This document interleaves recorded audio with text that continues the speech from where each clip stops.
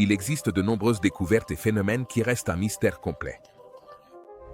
D'un enfant extraterrestre de petite taille à une étrange pulsation constante qui fait vibrer la Terre, voici les 15 découvertes les plus mystérieuses que les scientifiques ne peuvent pas expliquer. Numéro 15, collision mystérieuse. En mars 2022, un objet volant mystérieux s'est écrasé sur la Lune près du gigantesque cratère Erskine, une immense cuvette d'impact circulaire située au-delà du limbe occidental, sur la face cachée de la Lune. L'impact de l'objet, qui aurait à peu près la taille d'un autobus, se déplaçait à environ 5700 miles à l'heure lorsqu'il a frappé la Lune. Il a créé un double cratère unique, d'environ 30 mètres de large dans sa plus grande dimension, laissant derrière lui un cratère oriental d'environ 19 mètres et demi, qui chevauche un cratère occidental d'environ 17 mètres et demi. L'étrange collision cosmique a semblé prendre tout le monde, y compris la NASA, complètement au dépourvu. Le fait que cet impact étrange ait laissé derrière lui un double cratère aussi étendu et inhabituel signifiait qu'il ne s'agissait pas de n'importe quelle fusée, et qu'aucun autre impact à la surface lunaire n'avait jamais créé de tels doubles cratères, à notre connaissance. Avant de poursuivre cette vidéo, appuyez dès maintenant sur le bouton d'abonnement et sur la cloche de notification. Aucune nation n'a assumé la responsabilité de l'incident du mystérieux missile qui a percuté notre Lune le 4 mars 2022. Les images partagées en juin 2022 montraient un cratère d'impact inhabituel. On pense que deux grandes masses à chaque extrémité de la fusée inconnue pourraient avoir causé les cratères, mais les traces d'impact sont très inhabituelles. Aucune hypothèse n'a été avancée concernant la masse supplémentaire à ce moment-là. On pensait que l'étage usé de la fusée pouvait provenir du lancement d'une fusée chinoise en 2014. Cependant, le mystère n'a toujours pas été résolu. Numéro 14, un grand objet percute Jupiter. Le 13 septembre 2021, des astronomes amateurs ont capté un éclair d'une brillance colossale, qui semblait être l'impact d'un objet de grande taille contre notre voisin gazeux, le géant Jupiter. Des observateurs du ciel du monde entier, notamment d'Allemagne, du Brésil, de France et d'Italie, ont assisté à cet événement rare dans le système solaire, et beaucoup ont également réussi à filmer ce spectacle spectaculaire. Il n'est pas courant que Jupiter subisse des impacts de roches spatiales. En raison de l'ampleur de l'événement et de l'activité dans notre système solaire, il est rare de capturer le moment précis d'un impact sur une caméra. Les scientifiques ne savent pas exactement ce qui a percuté Jupiter ce jour-là, mais ils pensent qu'il pourrait s'agir d'un gros astéroïde ou d'un objet glacé inconnu. L'objet mystérieux voyageait à grande vitesse et, en pénétrant dans l'atmosphère de Jupiter, il a explosé dans les nuages. Les scientifiques affirment que cet impact a été exceptionnel en raison de son timing et parce qu'il s'agit du flash de boule de feu le plus lumineux jamais observé sur Jupiter jusqu'à présent. À mesure que les scientifiques tentent de détecter des objets plus petits dans le système solaire, il leur devient de plus en plus difficile d'observer ceux qui se trouvent au-delà de l'orbite de Jupiter ou de déterminer combien de roches spatiales dangereuses se dirigent vers la Terre. Cependant, ils soupçonnent qu'il y a des centaines de millions de ces objets à tout moment. Pour l'instant, ils n'en ont tout simplement aucune idée. Numéro 13, porte martienne. Notre mystérieux voisin couleur rouille dans le cosmos. Mars est une planète vraiment fascinante qui a captivé l'imagination des gens du monde entier pendant des centaines, voire des milliers d'années. Au fil du temps, de nombreuses photos étranges et étonnantes de la surface de la planète rouge ont été prises, aussi bien par des astronomes amateurs que par des agences gouvernementales.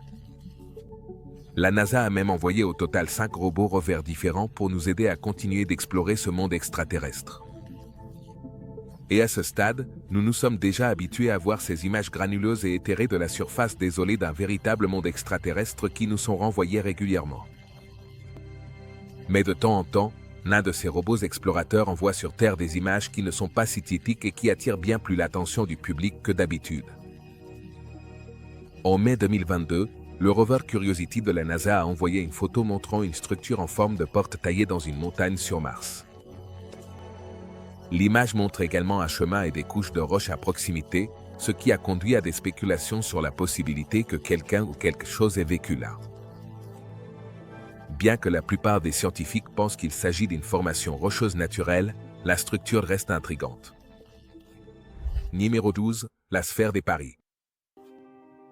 Même si aujourd'hui nos vies sont remplies d'un arsenal de gadgets scientifiques et technologiques merveilleux, et que notre compréhension du monde qui nous entoure et de son fonctionnement s'est énormément améliorée, il existe encore certains mystères que les scientifiques n'ont pas été capables de résoudre complètement. Il existe encore certains artefacts qui, même après des décennies, continuent de nous intriguer et de nous déconcerter, des objets dont l'existence n'a pas encore été totalement expliquée par les scientifiques. L'un de ces mystères non résolus est l'étrange cas de la sphère de Betz, une curieuse boule métallique découverte par la famille Betz en 1974. La famille composée des deux parents, Jerry et Antoine, ainsi que de leur fils aîné, Terry, se promenait un jour dans les bois entourant leur propriété sur l'île de Fort George à Jacksonville, inspectant la zone à la recherche de dégâts après un incendie qui avait ravagé plus de 80 acres. Terry Betz a découvert une étrange boule métallique dans une zone dévastée par le feu. Étonnamment, la boule ne présentait aucune trace de brûlure et semblait complètement intacte. Terry a ramené la boule à la maison, où elle a montré des propriétés uniques, comme jouer de la musique et se déplacer toute seule. Les Betz ont mené des expériences pour observer l'équilibre et les sons étranges émis par la boule posée sur une table. Ils ont contacté les journaux locaux à la recherche de réponses. La marine a pris en charge la balle et a effectué plusieurs tests. Malheureusement, ce qui est arrivé ensuite à la famille et à l'objet reste inconnu. Numéro 11. Les secrets de Sekhmet. La déesse à tête de lion Sekhmet fait partie d'une série d'anciennes déesses égyptiennes qui régissaient les activités du cosmos et agissaient comme agents du dieu soleil Ré. On dit qu'elle existait avant les dieux et qu'elle était une déesse guerrière féroce, à la fois de la destruction et de la guérison. Le roi Amenhotep II, qui fut le 9e pharaon de la 18e dynastie et régna sur l'Égypte de 1386 à 1349 avant Jésus-Christ, vénérait particulièrement Sekhmet et fit ériger un nombre impressionnant de statues à son effigie dans son temple funéraire du temple de Mou, au sud de Karnak, à l'ouest de Thèbes.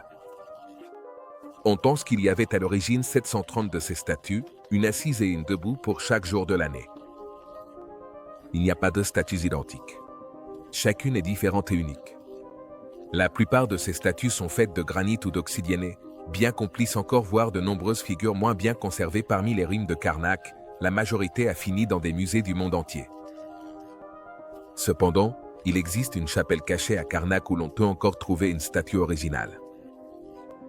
Cette statue n'a jamais été déplacée et se trouve toujours à l'endroit où elle a été installée il y a des milliers d'années.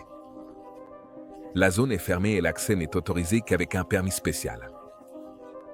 Une ancienne statue a captivé l'imagination du public. La statue se déplace dans une pièce sombre éclairée par un rayon de lumière.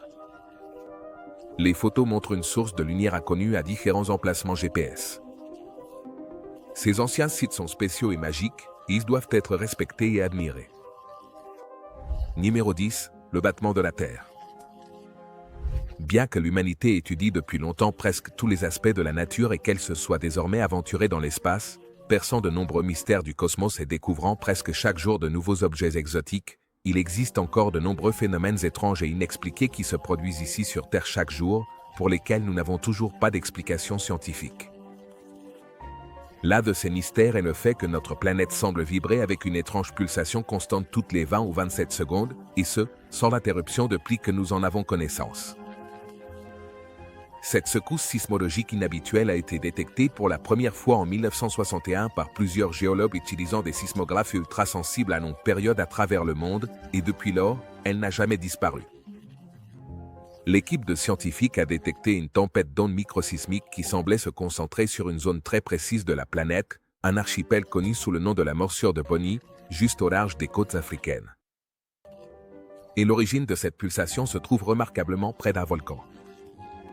Mais les scientifiques ne sont pas certains de la manière dont cette zone produit cet étrange phénomène. Nous savons que tout dans l'univers vibre et se déplace avec des oscillations uniques. Notre planète est également soumise à diverses vibrations qui se produisent en permanence. Parfois, ces vibrations peuvent être suffisamment fortes pour provoquer des tremblements de terre. Fait curieux, les sismologues semblent avoir oublié l'existence de cette pulsation jusqu'à sa redécouverte dans les années 2000, prouvant qu'elle n'a jamais disparu. Numéro 9. Le nain de Kishtim. À l'été 1996, une vieille femme retraitée d'un petit village de la région de l'Oural, la ville de Kishtim en Russie, se promenait dans la forêt lorsqu'elle découvrit ce qui semblait être une créature humanoïde difforme, qui avait été abandonnée dans la forêt locale quelque temps auparavant, mais qui semblait encore vivante près d'un vieux puits. Selon les témoins, on l'a vue marcher dans la rue avec la créature, qu'elle avait enveloppée dans une couverture, sans la montrer à personne, mais en disant à tout le monde que c'était son bébé. Il lui a donné le nom de Kishtim, qui était l'abréviation d'Alexis. Bien que la femme ait eu un fils nommé Alexis, elle ne vivait plus dans la région. Les habitants du village pensaient que la vieille femme était devenue folle, mais la chose dans la couverture n'était pas un jouet, c'était un être vivant qu'elle avait trouvé. Les personnes qui ont vu la créature l'ont décrite comme un humanoïde de petite taille, brun, sans poils, avec de grands yeux saillants, de toutes petites lèvres et une bouche ronde qui émettait des sons stridents. La belle-fille de la vieille femme a nourri le bébé étrange avec du fromage blanc et du lait concentré. Les voisins ont appelé l'hôpital en pensant que la femme était folle. Le bébé nain est mort faute de nourriture. Après la disparition de la vieille femme, une amie a trouvé le cadavre et l'a transformé en une sorte de momie. L'homme a montré le corps à la police et il a été confisqué. Un pathologiste local a affirmé que le nain n'était pas humain, tandis qu'un autre médecin a déclaré qu'il s'agissait simplement d'un enfant avec des malformations. En 1957, Kishtim a connu la première catastrophe nucléaire de l'histoire de l'Union soviétique, ce qui en a fait le troisième accident nucléaire le plus grave. Numéro 8, une chaussure moderne ancienne. Au cours du passé récent, de nombreuses découvertes mystérieuses ont mis en évidence le fait troublant que les humains modernes pourraient avoir vécu sur Terre bien plus tôt et bien plus loin dans le temps que ce que la plupart des spécialistes admettent. Ce type d'artefacts étranges et anachroniques ont été découverts dans de nombreux endroits du monde et ont souvent dépassé les limites fixées par l'archéologie conventionnelle, remettant en cause tout ce que nous pensons savoir sur notre passé. L'une de ces découvertes incroyables a eu lieu dans le magnifique Canyon Fisher, au Nevada, il y a presque 100 ans, en janvier 1917, par un employé de la compagnie minière du Nevada nommé Albert Knapp. La découverte énigmatique d'un fossile de chaussure dans une ancienne veine de charbon datant d'environ 15 millions d'années suscite la controverse. La présence de l'empreinte de la chaussure dans une couche de charbon suggère que la roche était plus molle à cette époque. On observe une étrange ligne de double couture autour de l'empreinte, ce qui indique la pointure de la chaussure, 13, ainsi que la possible existence d'un talon arraché. Des années plus tard, il reste difficile de comprendre comment il a pu arriver là. Que pensez-vous de cette étrange empreinte de chaussure? Est-elle authentique ou s'agit-il d'une supercherie? Numéro 7, le casque à cornes d'Henri. Le musée des armes royales de Leeds, en Angleterre, abrite de nombreux artefacts historiques uniques et étonnants. On peut dire que l'un des objets les plus étranges exposés ici est le célèbre casque à cornes du roi Henri VI. Cet objet mystérieux a été offert au jeune roi et commandé par l'empereur du Saint-Empire romain germanique, Maximilien Ier, en 1511, mais il semble presque neuf malgré ses plus de 500 ans. Ce couvre-chef étrange et quelque peu grotesque aurait vraisemblablement fait partie d'une armure complète, dont le reste s'est malheureusement perdu au fil du temps après la mort du roi en 1547. Après une inspection plus attentive, on peut voir que le masque est gravé de détails faciaux réalistes et complexes jusque sur les lèvres, avec une subtile barbe naissante sur le menton et des pattes doigts autour des yeux. On remarque également un écoulement prononcé sous le nez et une paire d'étranges cornes de bélier en spirale, magnifiquement forgées dans de la tôle de fer et fixées de chaque côté de l'objet. L'étrange masque protégeait l'ensemble du crâne du porteur et était doté d'une paire de lunettes en laiton. Il est maintenu par un rivet et les arêtes du nez du porteur sont soutenues par les montures. Ce casque unique et saisissant est l'une des pièces les plus énigmatiques de la collection du musée. Bien qu'on pense qu'il ait appartenu au roi Henri, son origine demeure un mystère. Numéro 6, à la lisière de la pluie. En novembre 2021, quelqu'un en Indonésie a capturé avec son appareil photo un phénomène météorologique très inhabituel et extrêmement rare, dans des images saisissantes prises par un habitant local sur le parking de Pikasi Regency West, à Java. Le spectateur, qui est membre de la Chambre des représentants régionale de la Régence de Pikasi, passait par hasard sur le parking au moment de l'incident et a eu la chance de filmer ce phénomène mystérieux. Il a déclaré qu'au début, il pensait que quelqu'un s'amusait avec de l'eau au-dessus de l'autel et qu'on arrosait délibérément la voiture. Mais lorsqu'il a levé les yeux, il a vu qu'en réalité, l'eau tombait du ciel et qu'il pleuvait. Un incident similaire s'est également produit et a aussi été filmé à Palerme, en Italie, en 2016. Dans l'étrange enregistrement, on peut voir des automobilistes et des piétons stupéfaits et quelque peu choqués, observant une pluie torrentielle tomber sur une seule portion de la route. La caméra montre une rue sans aucun bâtiment d'où l'eau pourrait provenir. La mystérieuse pluie fantôme continue de tomber. Ce phénomène météorologique, connu sous le nom de pluie ultra-localisée, n'est pas encore totalement compris, bien qu'il existe des théories qui tentent de l'expliquer. Il existe également de nombreuses vidéos sur Internet où le phénomène de la pluie sélective est capturé, ce qui prouve que nous ne comprenons pas encore totalement la nature et son fonctionnement. Numéro 5. La cryptidomanie. En 2006, des ouvriers du bâtiment ont trouvé quelque chose de très étrange dans la cave d'une ancienne maison de Londres qui allait être démolie. Ils étaient en train de nettoyer l'espace scellé du sous-sol d'une maison ayant appartenu à un aristocrate excentrique du XVIIIe siècle nommé Thomas Theodore Merlin. À l'intérieur de l'ancien sous-sol scellé, les ouvriers ont apparemment découvert des centaines de caisses en bois fermées, et empilées à l'intérieur de ces caisses se trouvaient les restes squelettiques desséchés et partiellement momifiés de ce qui semblait être des milliers de créatures étranges et fantastiques.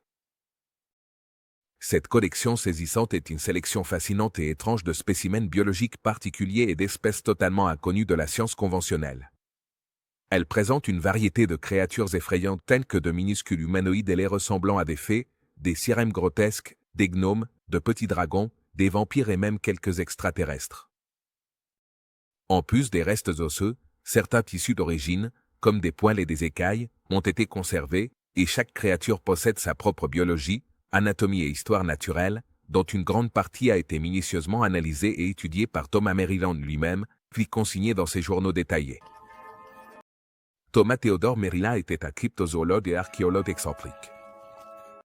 Il a passé sa vie à voyager pour collecter des spécimens étranges d'espèces non répertoriées. Sa collection, la collection de cryptides de Maryland, est conservée au musée des cryptides de Maryland, mais elle n'est pas ouverte au public. Numéro 4. Ali Capu.